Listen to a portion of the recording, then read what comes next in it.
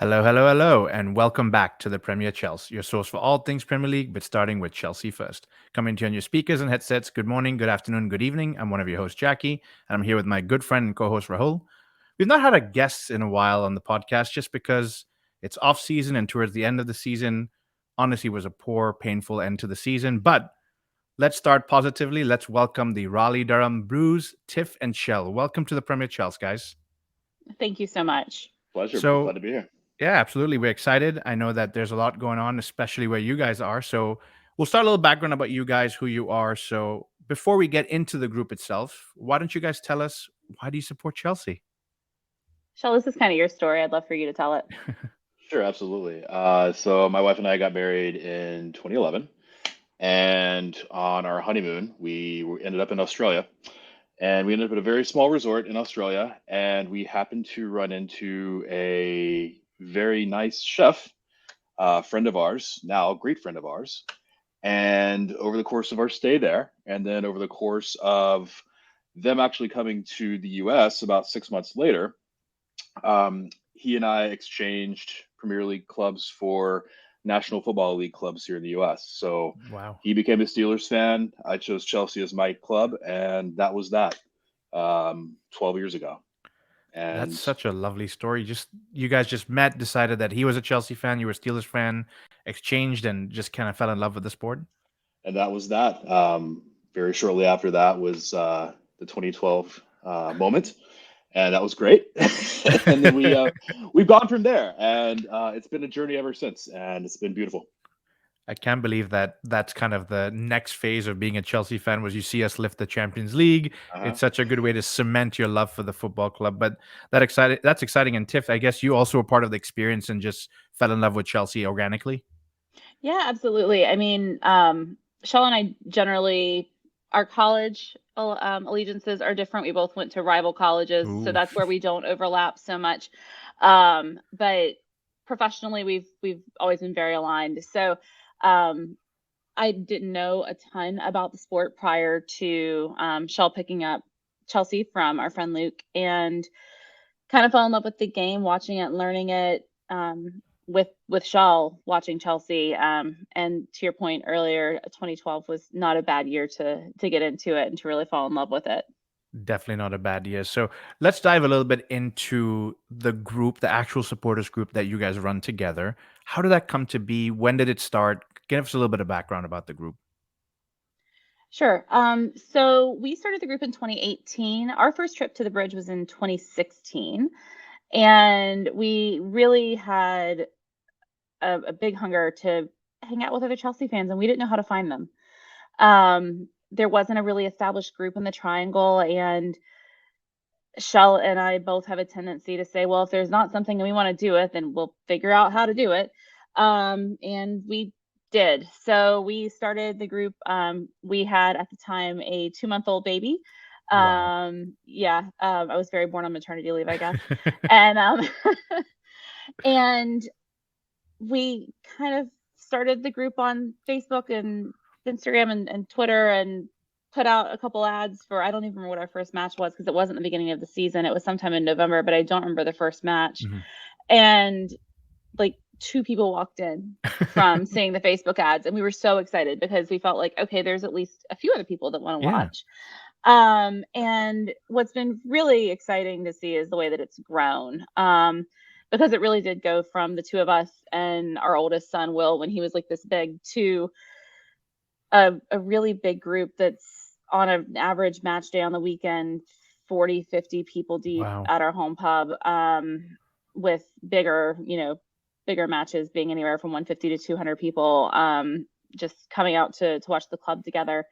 And what's special to me about it is building friendships and relationships along the way. Absolutely. Because Absolutely. that's the best thing that we got out of it, was we found other people who shared our love of Chelsea, and we got to build a lot of relationships off of that. And now our 2 sons don't know a life without growing up around our group, and that's really special for me. That really is beautiful. And I can hear the passion that you both have for Chelsea, which is the same thing Rahul and I have, and so many other fans. And I think starting the club and you think 2 people the first week and you go, great, we have 2 people, but it grows organically. You go, there are a lot of Chelsea fans in different pockets of the United States. And I honestly just see it growing. Obviously, the more that you guys host events, the more that other supporters groups get together, the more that Chelsea comes to the US. I think we will see this kind of growing naturally, and that's going to be exciting. Where do you guys meet? Where do you host? What's the pub that you guys host most of your parties at?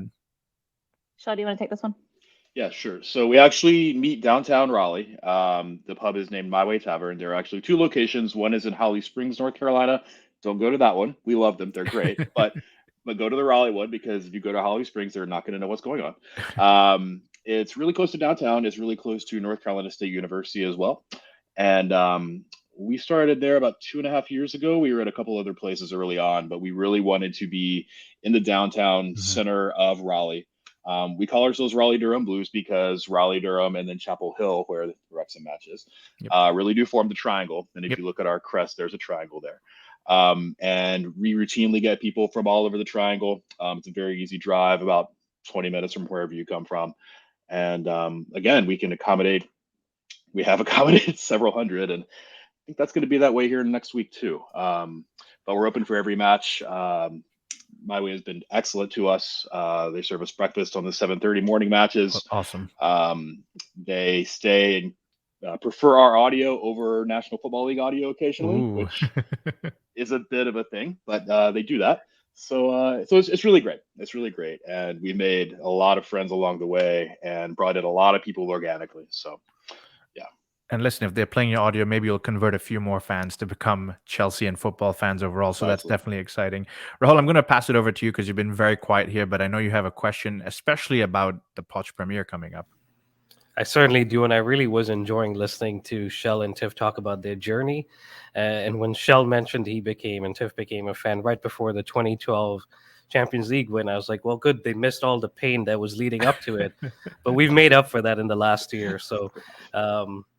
but anyway, moving on, Poch Premiere. So it's the episode title is Pochettino at the Wheel. His first stop is in Chapel Hill. It's called the Poch Premiere, your event. Talk to us about the event, what you've got planned. It's a 2-day event. It starts Tuesday, I believe. It goes into the game on Wednesday. Let's start with Tuesday. What do you have planned, and who is coming from Chelsea? What legends are we seeing, and all the good stuff that's going to happen? Shell, do you want to take Tuesday and I'll take Wednesday? Yeah, so Tuesday, we're really setting up.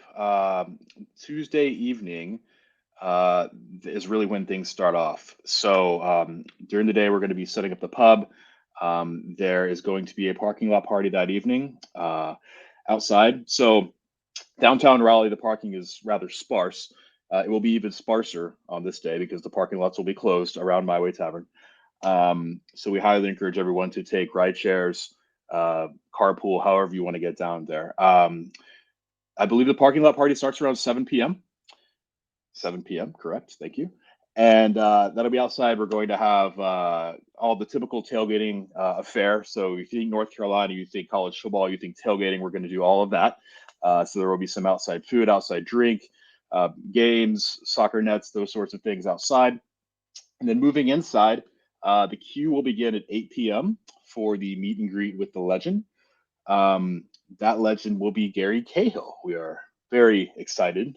We found that out in the past week. That has been spectacular. We are so excited for that. Queue begins at 8. There will be a meet and greet starting at 8:30, I believe. And then the Q&A following that, about 30 to 45 minutes later. We're excited that that's going to be hosted by a local play-by-play announcer for the hockey team, the Carolina Hurricanes. So Mike Maniscalco is going to host that Q&A along with some Chelsea personnel. So that's going to be very exciting. And then that will go on. The parking lot party will end around midnight. And then the tavern will stay open until 2 a.m. for those that wish to do such things. And then we move on to Wednesday. I was going to say, I don't think it's ending at midnight. No. No, not with our group. Just could describe Wednesday. So Wednesday, we kind of just do it all over again. We just move about 20 miles down the road to Chapel Hill. So parking in Chapel Hill, also because it's a college town, it is summer session, can also be challenging. There's a lot of parking information out there for anybody who's coming on 𝐥𝐢𝐤𝐞.com, which is UNC's athletic site, as well as Town of Chapel Hill, I believe, Shell, has some parking information as well. And those lots open at various times based on whether they're used for an academic purpose, an athletic purpose, whether they're a town lot, things like that. But as far as our events go, we'll be starting at a place called Still Life on Franklin Street. For those unfamiliar with Chapel Hill, Franklin Street is the main artery. It's the main heart as far as nightlife in Chapel Hill. So being plugged in there is really exciting for us. There's plenty of options for food and drink along the way.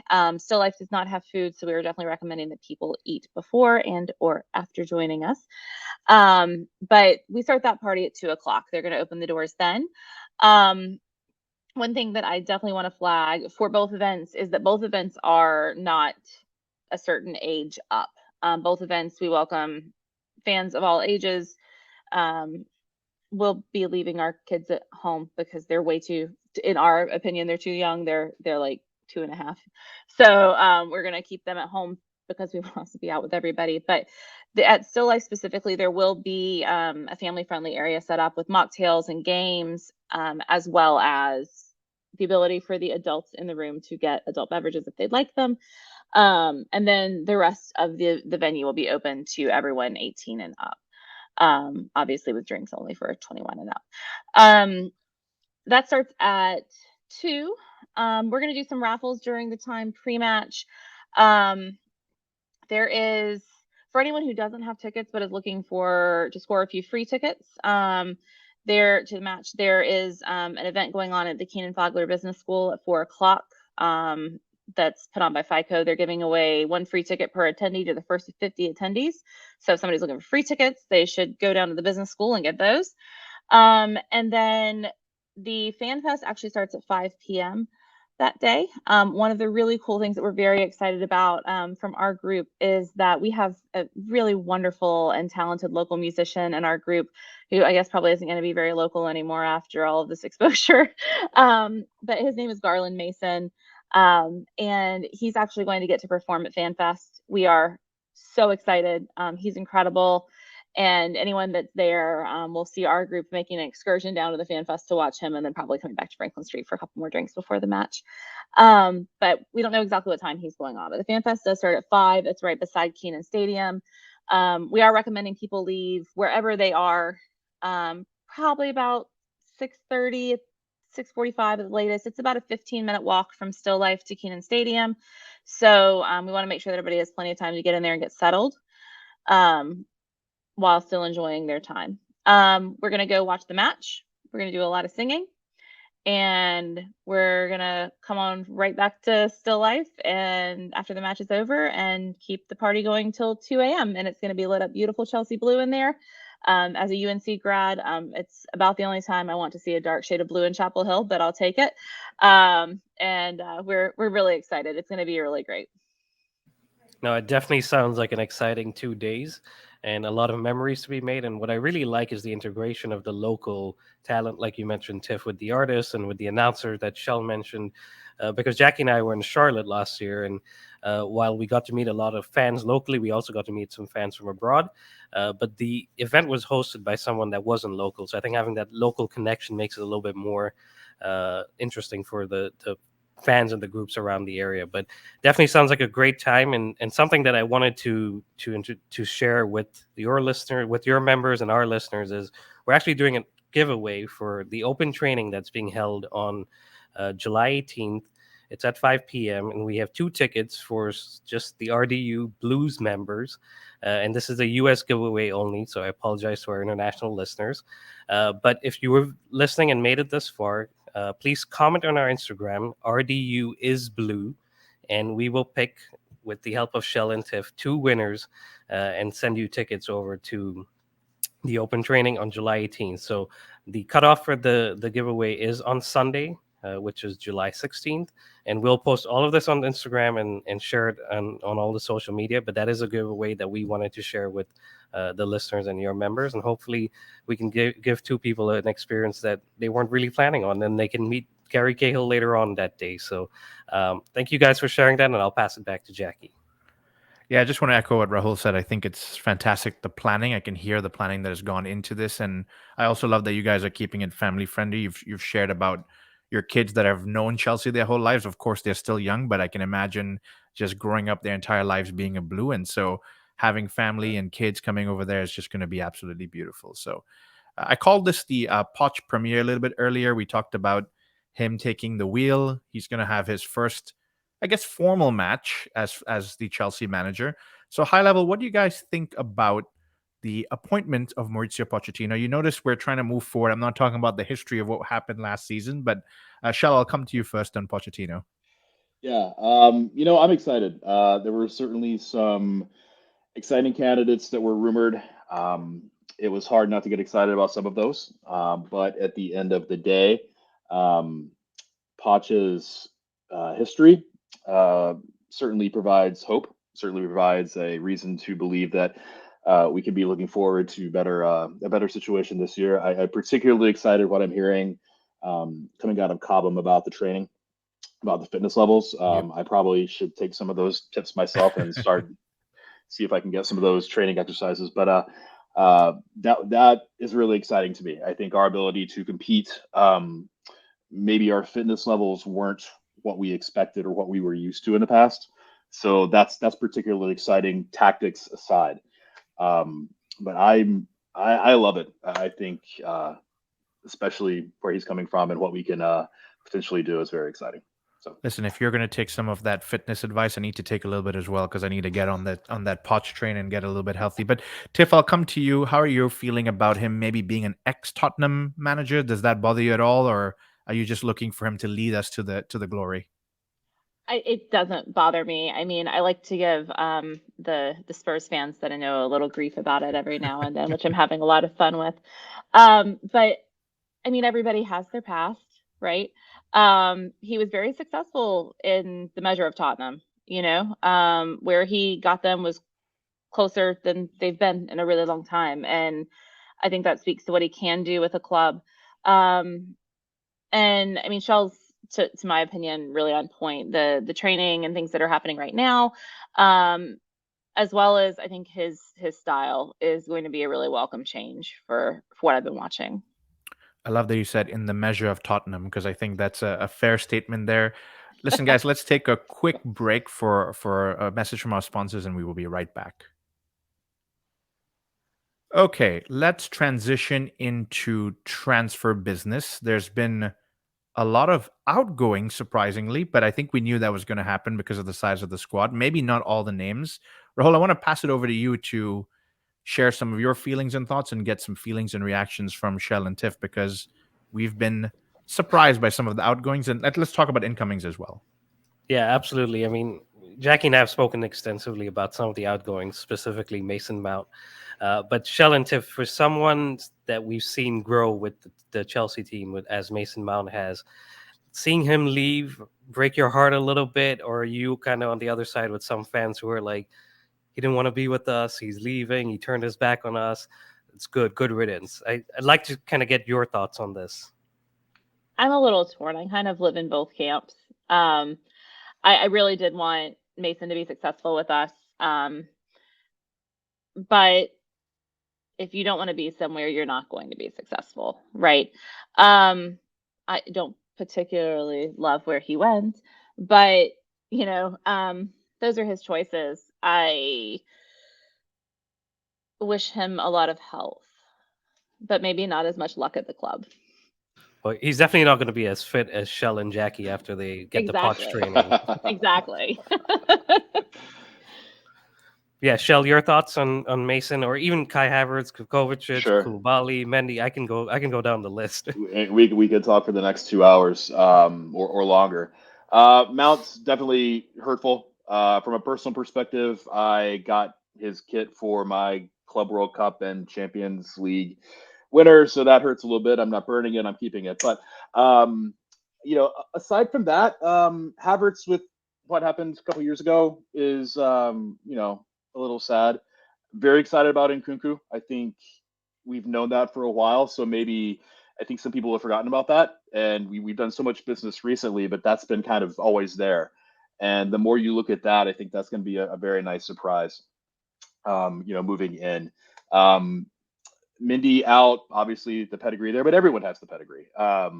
So we'll see what happens with the keeper situation. See if some of the youngsters can step up, or where we go with that. I think that's a bit of an open question as well. Yeah, no, I think. absolutely. Sorry, Tiff. I Oh, was just gonna say I I was was. gonna turn it over to you. I was just gonna say, I think that like for me, even though they were expected, the hardest ones for me were 𝐿𝐤𝐤𝐤 and 𝐴SPI. They were the ones that were like really more emotional for me. They were, and Goal is one of the most beautiful players I've ever watched play live. He's just incredible. The game looks so effortless, even as he wasn't at his peak. And then Dave's just so class all the time. So those were the two that's been hardest for me for sure, as far as the outgoings. Yeah, absolutely. Those two are legends at this club for everything that they've done. And for 𝐿𝐤𝐤, I mean, he came in 7 years ago at this point, so maybe not as long as 𝐴SPI, but they gave everything for the club. And I just think back to 𝐿𝐤𝐤 playing in the Europa League final against Arsenal, and pretty much played on one leg and was the best player on the pitch. So Yeah. it hurts to see them go, but probably was the right time for the transition. And we have an exciting young squad, which could go either way, but I'll try to stay positive for now. Tiff, any other incomings? I know Shell mentioned 𝐥𝐤𝐤𝐞, maybe Jackson, or someone even from the January window, Enzo, Mudryk. The list there goes on there too. Sure. I don't know if I'm in the minority or not. I still have a lot of faith for Mudryk. I think he could be a really exciting player, given the right amount of time. I'm excited to watch Enzo grow under Poch. I think that could be a really interesting development to happen with him. But I just, I don't know. I try to remember that, it's always easier to be positive, and it's better to be positive. So I try to look at it all with very rose-colored glasses early on, and go in feeling like, we've made the best decisions we can during the off season, and trust in the process here a little bit, even despite what we're not talking about in the past. I like how we've avoided the topic as best as possible. No, you're absolutely right. I mean, Jackie and I were positive even until the last day of last season. We were like, oh, I think we can end on a high note. And every time we were positive, it didn't go that way. But let's keep it positive. It's a new season. It's a new preseason. We've spoken about transfers. Jackie, you want to talk about Chelsea Wrexham and what that means to kick off our preseason? Yeah, so Wrexham has taken the football world by storm. I think it's something that we didn't expect in the last couple of seasons. And as far as football fan goes, we've probably got the most exposure to them because of the ownership. Just like Chelsea's ownership, we've had a different type of exposure to Wrexham, and shows have come about, and it's Ryan Reynolds and Rob McElrowney. I cannot say his last name, I apologize. But obviously, they've done some fantastic things there in the last couple of seasons. Got this local team that has, or should be, much higher in the leagues. They've finally got promoted. They've made some sensible signings, some sensible advertising, and as a football fan, you can't help but fall in love with the story. So I'd love to get thoughts from you, Shell, and start there and see, have you followed up with what Wrexham is doing, and how do you feel about Chelsea maybe giving them a chance to play, or maybe we're getting a chance from Wrexham to play as well? So Yeah, it's interesting. I mean, we have followed the story. I follow the story. I know I've sought out streams and watched, a fair amount of their matches. What was really interesting was when we lived very close to where the 7-on-7 tournament happened a month or two ago. I don't recall, but the amount of Wrexham shirts that I saw just from the 7-on-7, which squad at all, but it was just the brand, remarkable. And I think that kind of gives you an indication of what Chapel Hill may look like in terms of the fan base. But what they're doing is remarkable. Looking at what they spent, and looking at the branding, and looking at the merchandising. I know from my perspective, my non-football aware friends have certainly said, "What is this? What are we watching?" And some of them we've gotten out to the pubs on weekends to actually watch. But I think we'll see how the match goes. I know, Tiffany, you've been talking about, is Chelsea going to win? Or you've been asked, is Chelsea going to win? I think we win easily. I don't think Pochettino is going to hold anything away. But we'll see. Tiff, what do you think? Well, I for a long time I felt like we were going to just see the U21s at this match. Now with everything that's changed, because I mean, this was rumored to be happening. We started hearing the rumors back in April, I think. So before everything really got finalized and moved forward. We had all kind of agreed we'd see the U21s and that'd be okay and it'd be fine until like see the new, like the young talent, right? I'm more hopeful that we're gonna pull it out and get the victory next week, because I think, to Shell's point, I don't think Poch is gonna want to start with an L. That doesn't seem like his style.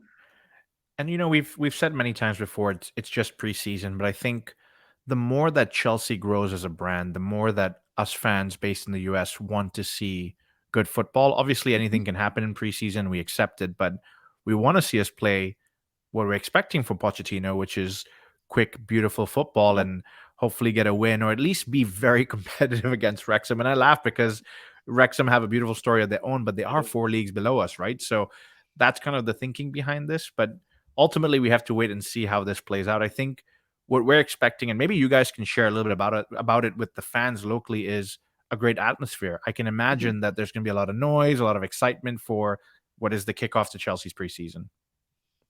Yeah, I think so. I mean, I know that from the RDU group, I know that we have close to 150 members of our chapter going.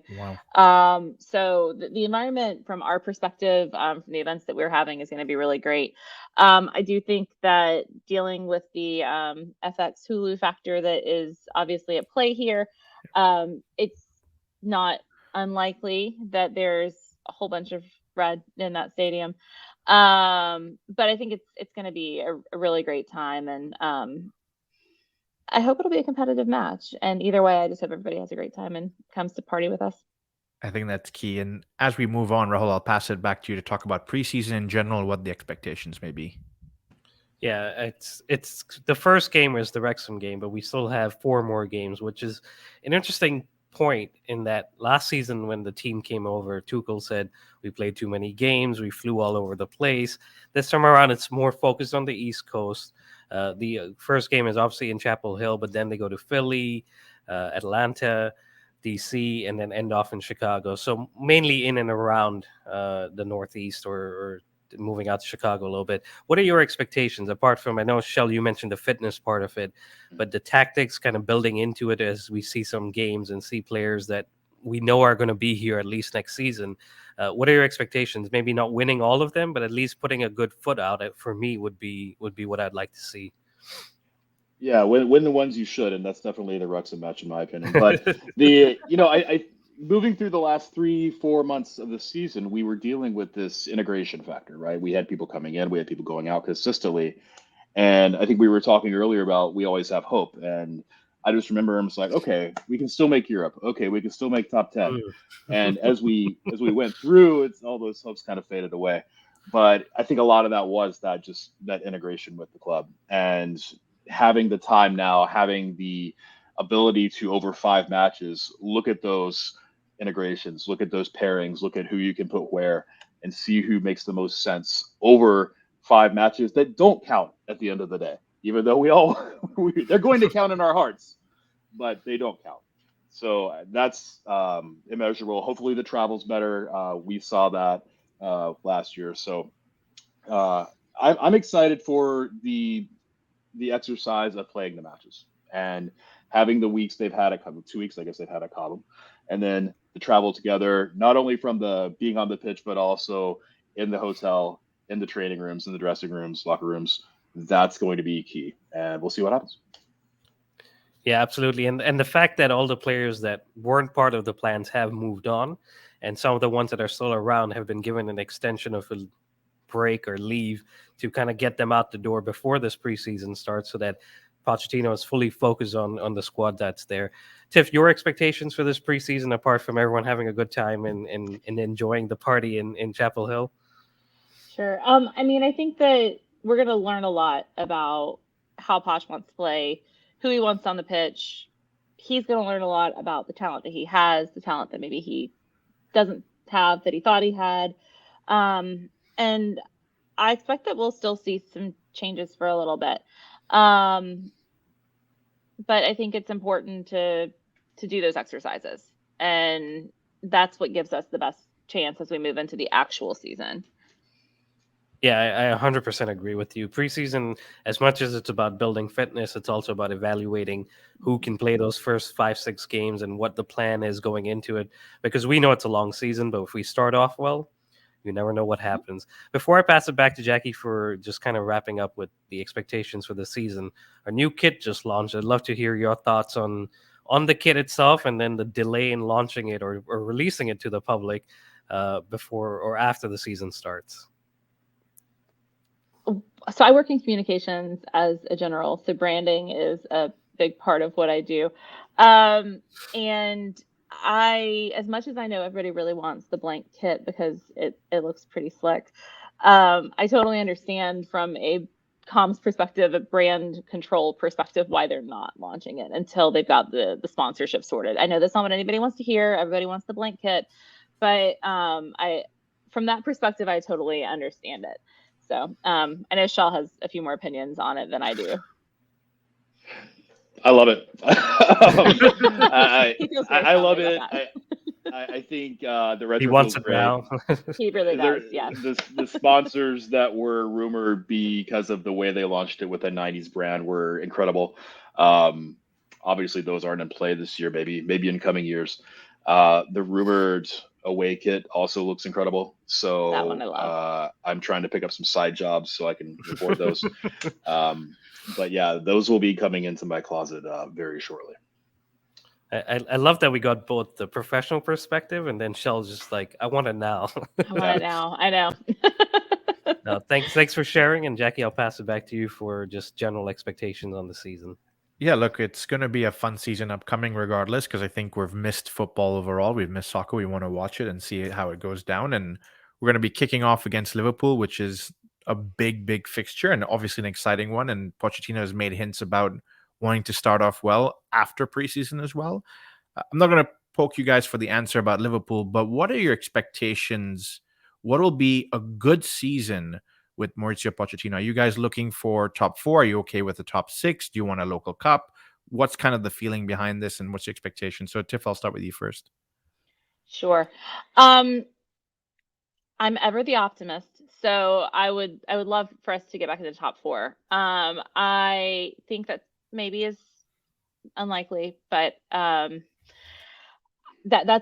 what I would love. What I think is much more realistic is that positivity, Tiff. Positivity radiates. I'm telling you, it's worth it. It rubs off.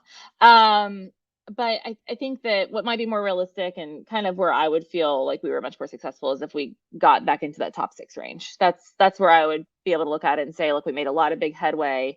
We're still competitive, and we didn't let whatever went on this past year affect and drag into this coming year. Yeah, we definitely have to be competitive, and top 6 is going towards that direction. Shell, do you think Pochettino can get a local cup and add to his run at PSG and maybe break the curse of Tottenham? That would be great. Yeah, silverware would be incredible this year. I'm not sure that's in the cards, unfortunately. I'm kind of with Tiff here. I think, and actually I'm thinking back a couple of years, and maybe I shouldn't be looking at history, but how on the last match day we barely made it top 4, thanks to help from our friends there. And obviously this year that didn't happen. So we've been in that area for a little bit here. I'm thinking, anything top 6, top 7, whatever they're calling that other spot these days. They keep changing the league name, I think. Anything there would be, I think, excellent this year. Any improvement over 12, I would take. And I think this is a really long game. We're doing 8-year contracts now. So this is really a long play. And positive moving forward is all I'm really hoping for from this year. Yeah, and I think that's what the ownership is trying to do as well, which is just get a measuring stick out there of continuous progress. I think we all know what happened last season. And so jumping to conclusions as, oh, yeah, we're back in Champions League, while we'd all love that, I think we want to be competitive and not fall so far behind like we did this season. So definitely something we need to look at. Rahul, I'll pass it back to you to wrap it up and take us home. Yeah, top 4 for me. we'll see if that works out. Positivity radiates. Exactly. Shout We'll out to our come back friend at the end Sarah of for the that. season. But no, thank you very much for joining us, guys. Any parting thoughts from you before we wrap it up? It's been a delight to talk to you guys. Thank you for having us on. For anyone that's traveling to the match, please feel free to reach out to us. Shell and I are monitoring all of our social media, our email really closely. And if you've looked at our social media, you see that we talk about it being a family. We want everybody to feel welcome, like you've been with us the whole time. So please know we'll give you restaurant recommendations or set you up with somebody to like get you a ride share, and you can like split your Uber, like whatever you need to do. We'll help you find those people. So please feel free to reach out to us and let us know what we can do to make your time in the Triangle really wonderful. And then whenever you're in the area, come on back. Yeah, I think Tiff said it really well. We're excited for everyone to come in town, see a place that's maybe not on the normal tour stop radar. And who knows when we'll have this again, but we really want to make it clear that, Raleigh, RDU Blues are a family, and you're welcome back anytime. So regardless of what you take from Chelsea, Wrexham, find some friends, find some family here. That's all we want. And that's what it's all about, just meeting and connecting with other people like we just did with you and Tiff. So it's very nice meeting you, very nice having you. For anyone that wants to reach out, it's RDU Blues on Instagram. The website is RaleighDurhamBlues.com, and the email is rdublues1905@gmail.com. Hopefully I got all of that right. Perfect. I memorized it. No, I'm just kidding. But no, Tiff and Shell are great with responding. They'll definitely get back in touch once you message them. So feel free, or if you reach out to us, Jackie and myself will connect you. But that wraps it up, guys. Thank you very much for listening. Please continue to subscribe, like, and follow us. It's at the Premier Chels on all podcast providers, Instagram and on Twitter. It's at Premier Chels, and on Threads now too, if that's your thing. And as always, send us your feedback. Enjoy the preseason game in Chapel Hill. But until then, we'll be back. But until then, stay safe and up the Chels.